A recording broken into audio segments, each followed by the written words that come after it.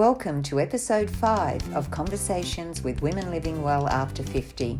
I'm Sue Long-Carrick and I'm delighted to have you join me and my guest today to talk about another topic that will help us all become women living well. Today's topic is creative memorials. What are they and why you should consider one? I'm delighted today to introduce my guest, Leigh Hodgins from Creative Memorial Planning, to discuss the various options available to us if we don't want a traditional funeral. Jenny helps 50 plus adults, caregivers, veterans and families explore options such as earth-friendly, cost-reducing alternatives to the traditional funeral or religious service. Her focus is on alternatives to the traditional funeral plans and helps people map out their own creative memorial with their own personalised choices. Well, welcome, Jenny. It's so lovely to have you join me today to discuss a topic that we all need to address, but we seem to keep putting off. My first question to you is, end of life can include many things, such as even turning off life support, managing our end of life affairs, and then what happens afterwards. So can you explain a little bit about what you do and how you help people? Sure. Well, I basically help people explore alternatives to traditional funeral planning, and most of which are dramatically cost reducing, far more planet friendly, and are more tailored to people's personal values and towards the comfort of surviving loved ones. And I help people map out their creative memorial plan with less or even zero corporate and or religious involvement, pending what the person wants. So Because that's I what I know, do. it's difficult when, I've lost parents and Yeah, sorry. it's a difficult time for the Mm. loved ones that are left behind. So if you've got something in place, it makes it much easier on them, doesn't it? Oh my gosh. And Yeah. also they know what your wishes are, which is hmm important. Yeah. You hit the nail on the head with that, that's a huge motivator really for everything that I do. In terms of educating people what the benefit of doing this would be. And because if you don't know my personal story, you've seen some of my lives in my creative memorial planning group on Facebook. But basically, when you go through tragedies, which I've experienced, and people don't have memorial plans, you are really dumping a huge difficult burden on the surviving loved ones to figure all that stuff out when they're in their worst, vulnerability. So you are absolutely right. It's important as a gift for loved ones to Mm, get it done now, so they don't have to think about it because you did it for them. mm, mm. It's huge. Yeah. Yeah, yeah. And we hear about funerals and memorials, and I know many of us assume that they're one in the same. However, Mhm. you suggest that they're different. So can you explain what the difference between a traditional funeral and a memorial is? Sure. So, from my personal experience, having served as an unofficial celebrant for more than 20 memorials, what I experience is that funerals, well, first of all, the most obvious difference is that funerals have a viewing of the deceased body, memorials do not. Mm-hmm. Funerals are typically more focused on the sorrow, the grief, the loss, and a lot on religious ritual.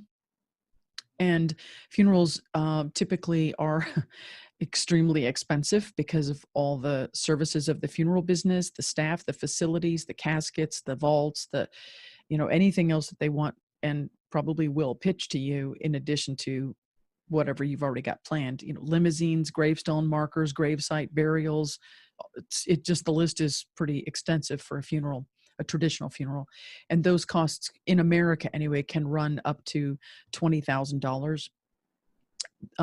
Sometimes funerals can be primarily a long religious service.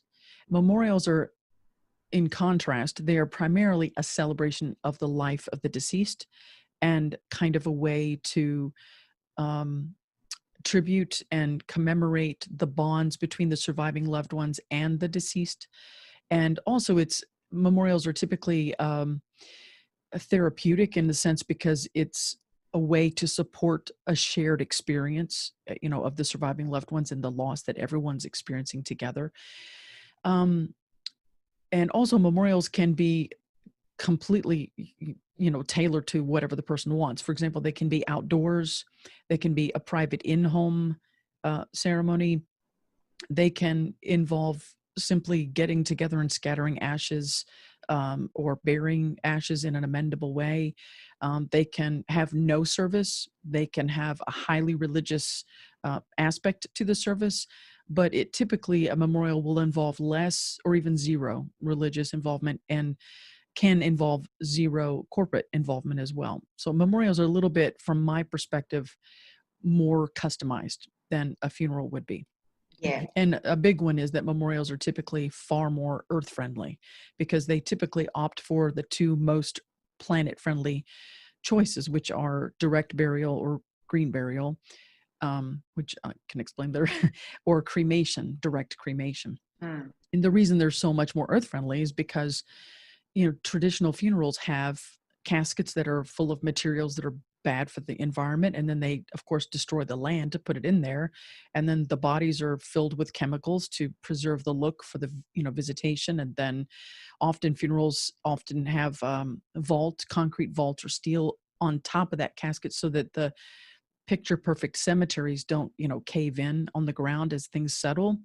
And even the cemeteries themselves, though they may look beautiful for funerals, but they're usually smothered in pesticides to make it Mm. look perfect. So Mm. Mm. as you can see, I'm far more advocate of earth friendly Yeah. memorials than traditional funerals. Yeah. So in saying that, what sort of would an earth-friendly alternative be? You've suggested cremation, but Yeah. what other Oh, alternatives are there? And are they available worldwide? I mean, do you know that if people do this worldwide, or is it just something in the US? well, worldwide is a little bit beyond my personal scope, but it is involved. Earth-friendly options are available worldwide, but you do have to check with your local laws. And I recommend checking in with local crematories or cremations or mortuaries, excuse me, and if in and funeral businesses themselves. Though the former, the crematories and things like that, will be a fraction of the cost that a typical traditional funeral business would charge for the exact same services. Mm. So I know, for example, because I've been talking to some celebrants and death doulas, it's definitely available in the UK, United Kingdom. It's catching on there a little bit. Earth-friendly options, the three main ones that I think of off the top of my head are direct cremation. And even that, there's a new kind of more eco-friendly process that I'm just learning about. It's called alkaline hydrolysis. Mhm. And basically it's it it mirrors the chemical decomposition that happens when a body's buried, except the alkaline hydrolysis process takes only hours, and Oh, like up to 3 to 12 hours, instead of like months or years depending on the temperature.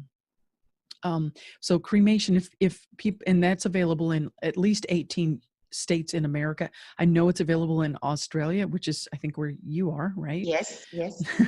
And actually one of the companies that is like one of the most worldwide companies that provide this service is located in Australia. Oh, okay. Yeah. But so the direct cremation is what is more commonly well known to people in terms of the more earth friendly option. But a lot of people they misunderstand that cremation is okay to just scatter all the ashes. And I've learned that actually human ashes are not plant friendly. So if you want to do a special, like a tree planting or a garden type planting, you really need to purchase an amendable kit. And there are companies online everywhere that do this. And you can get that as part of a biodegradable urn. So if you just purchase, for example, a biodegradable urn that decomposes naturally in the ground, but you don't opt for that amendable kit, to transform the human ashes. The human ashes are really high in pH and sodium. So they have to be amended, or you'll kill the plant that you're trying Mm. to honor the loved one with. That's the point of that. So that's a new thing that I'm just learning, to be aware of. So if you want an earth-friendly option. Cremation is, but you want to do, if you can get that alkaline hydrolysis process, the eco-friendly version of it. So it's available in many areas, but even direct cremation is fairly earth-friendly if you amend the soil and you're going to put it in the earth with a plant. But you can also opt for cremation and preserve the ashes in a container. You don't have to bury it, or scatter it. And then the second kind of most earth-friendly, actually I think it is the top, really the most earth-friendly way, is direct burial. So that's when basically, and often that will involve the services of a death doula, who is someone who, like hospice, will come into the home and work with the death or the dying, and they are highly medical trained to help you through that process. And we've experienced that with loved ones, and hospice is wonderful for that service. But death doulas are trained not medically, but to emotionally support the family and the loved one through that process and help the family understand the death signs and prepare, if it hasn't been pre-planned, prepare, the memorial service or how they want to handle remains.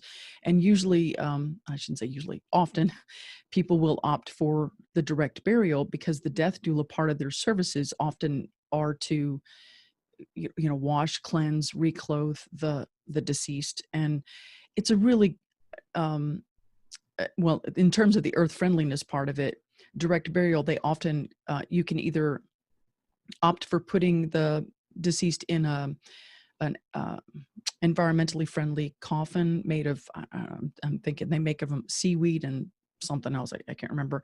And then, or you can opt for a shroud that's completely made of biodegradable cotton.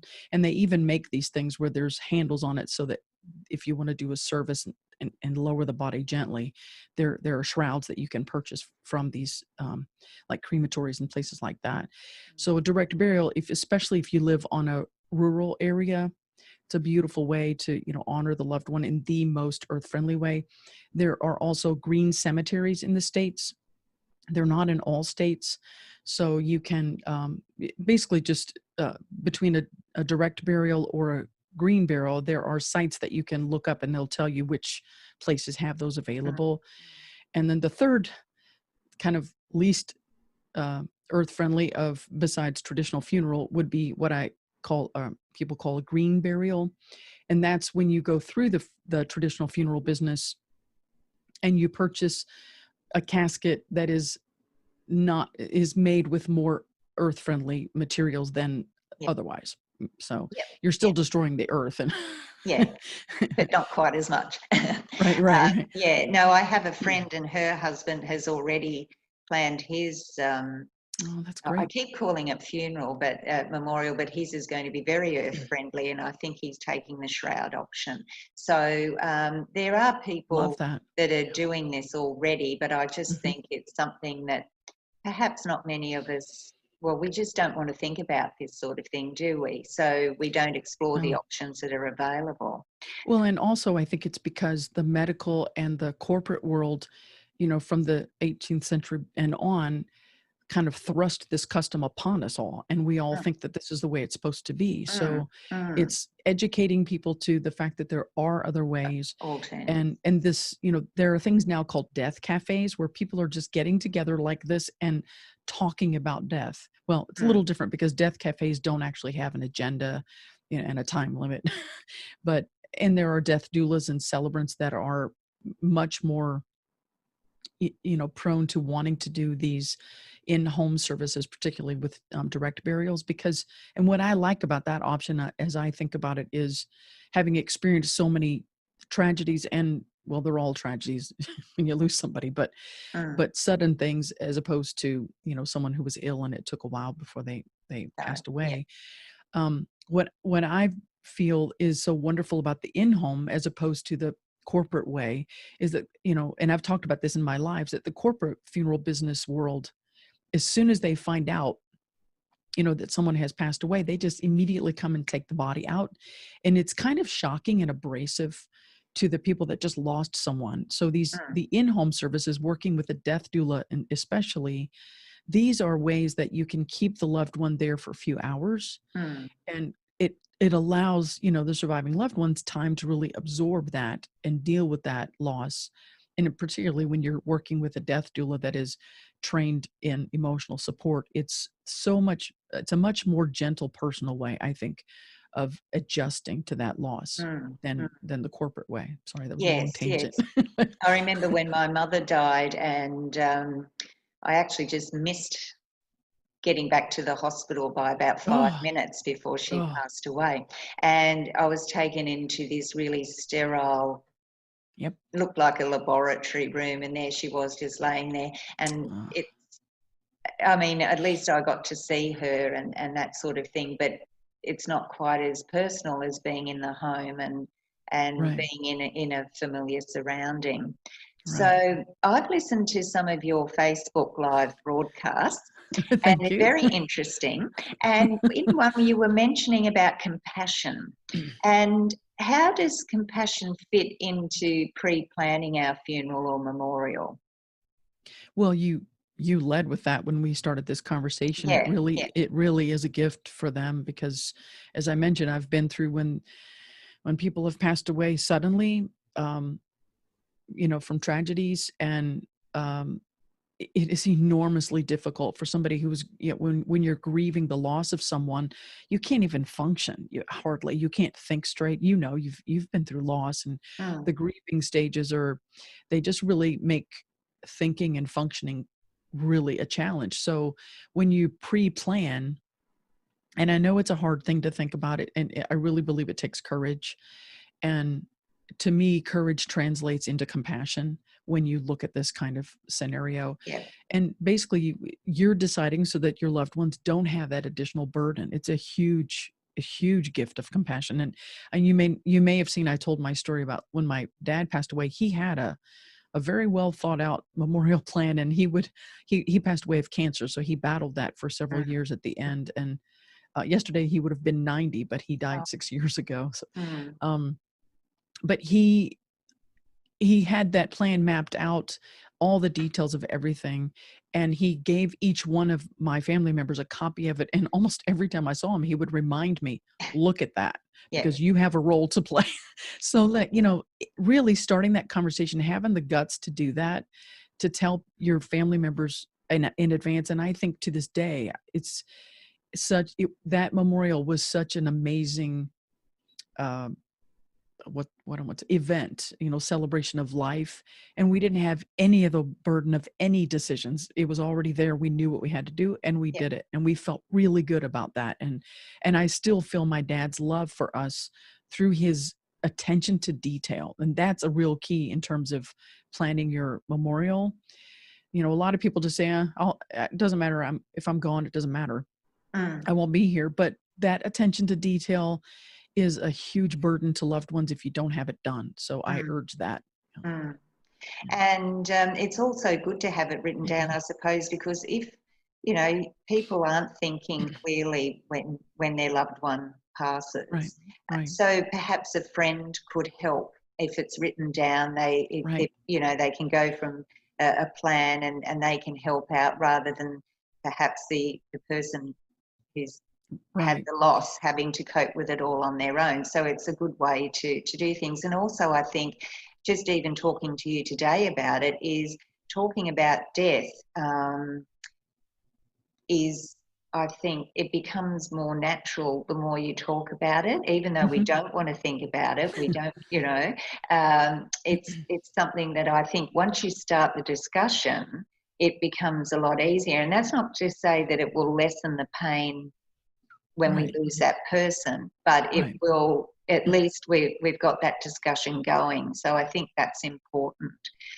Now, do you have any other advice that you could give those who are holding back from planning? I know myself that for a time, and I'm still not sure, I don't particularly want to have anything, because I don't want my family to go through the hurt and the pain. But then, of course, I suppose it is a way of closure for them by having some sort of memorial service. But I'm thinking more about, say, 6 months later, and they can all have a big party. So have you got any advice for those of us that are sort of holding back on doing any planning. Yes, I love that. First of all, starting that conversation and letting your loved ones know what you're thinking. I kind of want to I want you guys to celebrate with a party, get together, enjoy each other, and commemorate with memories and stories. It can be 6 months later. Just making it clear is one thing, just having that conversation. But I want to go back to what you said earlier about, having it written down is really important because, as we talked about, people, when you're grieving, you often can't even think straight, and even reading something can be a struggle, and to follow through with the tasks that need to be done is challenging. So one thing that I recommend exploring, if you don't work with a traditional funeral business, if you want to choose more kind of the extreme alternatives with using zero corporate or zero religious involvement, is explore working with a death doula. Explore including a celebrant as part of that, because I functioned as a celebrant for many memorials, and that's exactly what I did. Is I walked the people who had lost loved ones step by step through, sometimes no plan, help creating the plan for them, or helping them with the plan, because sometimes they just need a solid person that's not in the throes of loss to kind of walk them through. So a celebrant is a huge thing, and celebrants can, in case people don't know what they are, in a way they function almost like a minister in a religion, except it's usually less religious, or at least it's more personalized to what the deceased and the loved ones want. But the celebrant usually functions as kind of like an MC if there is a memorial, or even if they want to do something like you just described, like getting together 6 months later. The celebrant can help coordinate that and get the word out. And if there are any wishes that the deceased wanted to leave, the celebrant can incorporate that into the gathering and facilitate things. That takes a huge load off loved ones to not have to think about that. But in terms of what can you do to make it more easy? Well, that's literally the service that I provide. I have a hybrid program. It's a 2-month program where you work with me one-on-one for 2 months. I also have a self-study course in it where you watch some of the webinar and some of the tutorials and templates, and I walk you through step by step how do you exploring the alternatives, first of all, kind of helping you choose what suits your personal values, and then we sort out everything from what you want to do for an actual memorial, or what kind of directions you want to give your family if you don't even want a ceremony, and just mapping it all out, having it written out. And I also help people write their life story, because having that ready so that you can communicate that loss to other people, that's a huge thing. And it's really hard to put together something like that for the newspaper or for online when you can't even think straight. So getting that in advance ready. Another thing that I help people do is, which I think is kind of a new thing that people are starting to think about more, is putting together a video message for your loved ones as kind of your last final words or legacy, or even a letter, type thing.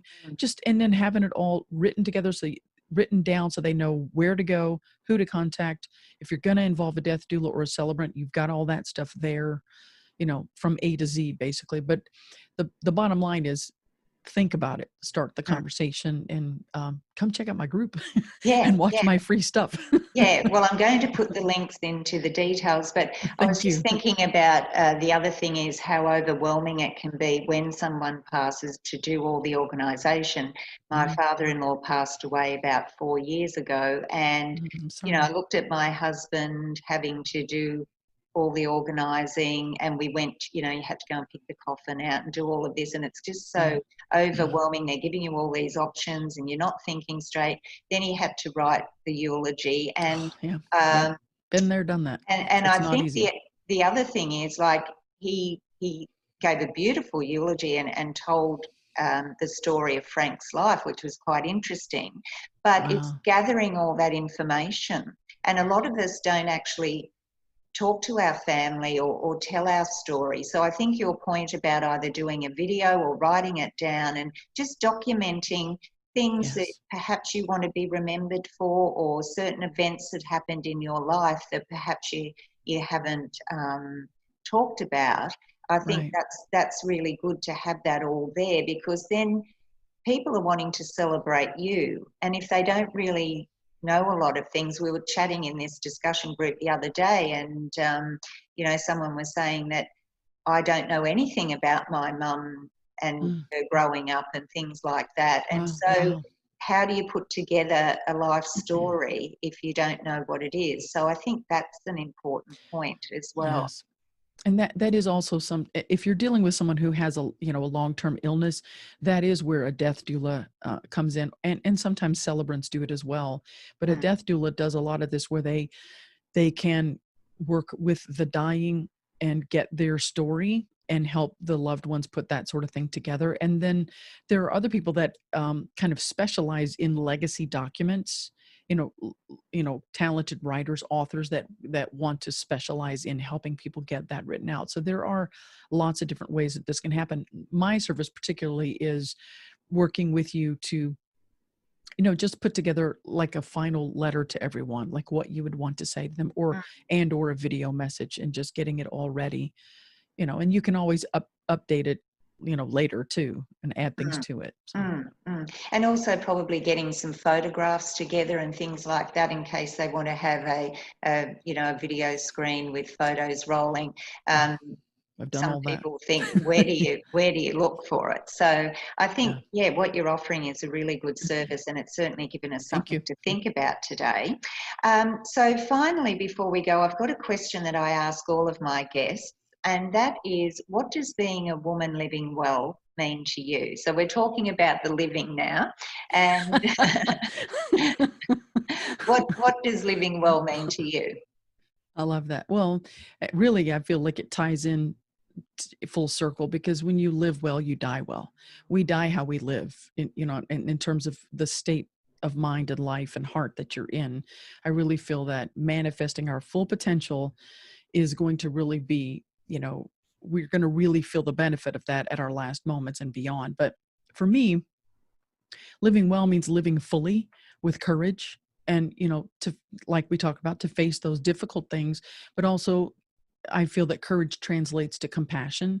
And if you care about people, then you do the difficult things. You show your courage that way. And I feel like for me, living well that way is about brightening other people's paths. That's why I do this particular, niche that I do. I want to help other people so they don't have to go through what I've been through.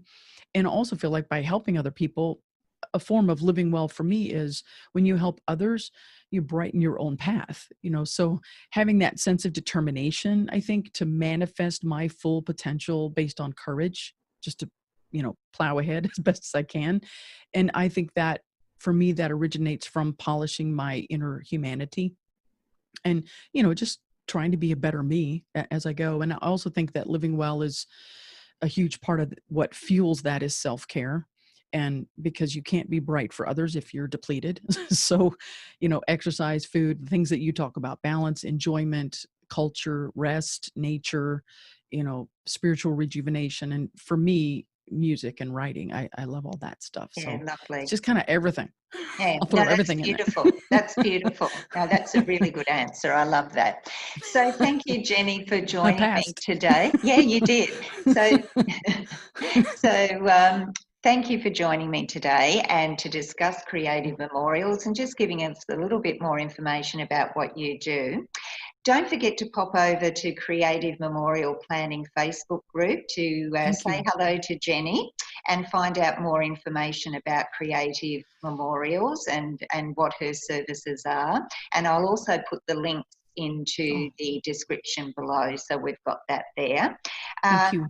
And if you've enjoyed today's episode, feel free to leave me a like, share it with someone who might benefit from this topic that we've discussed today, and also subscribe to Women Living Well After 50 channel so that you never miss a conversation.